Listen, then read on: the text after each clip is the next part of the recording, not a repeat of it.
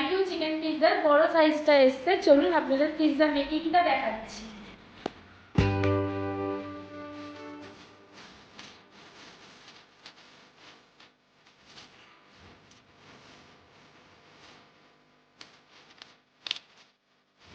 তো আপনারা তো দেখেইছেন যে আমাদের অর্ডার ছিল বারবিকিউ চিকেন পিৎজা।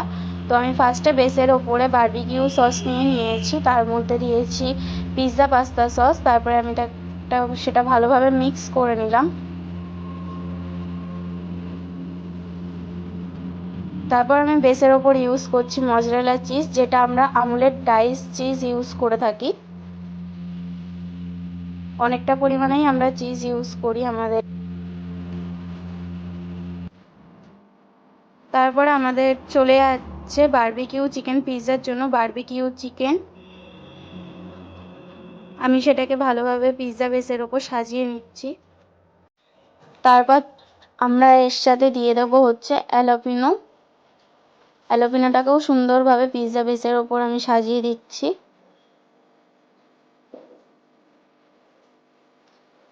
তারপর আমাদের এর সাথে যাচ্ছে হচ্ছে অনিয়নটাকেও আমি কিউব করে কেটে নিয়েছিলাম, কেটে সুন্দরভাবে সাজিয়ে দিচ্ছি বেসের ওপরে।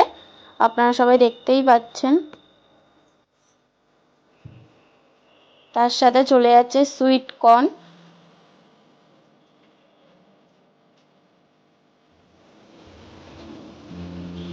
তারপরে আমি পিৎজাটাকে ওভেনে দিয়ে দিচ্ছি।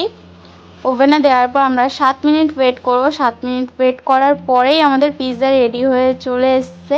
আপনারা সবাই দেখতেই পাচ্ছেন যে কতটা সুন্দর হয়েছে দেখতে। আপনারাও যদি এরকম সুন্দর পিৎজা ট্রাই করতে চান তাহলে চলে আসুন আমাদের ব্ল্যাক অলিভস ক্যাফেতে। আমাদের ক্যাফের লোকেশন থাকছে বারাসাত রথতলা, ক্যালকাটা পাবলিক স্কুলের একদম অপোজিটে। এই ধরনের ভিডিও দেখার জন্য আমাদের পেজটিকে ফলো করে নেবেন। ধন্যবাদ।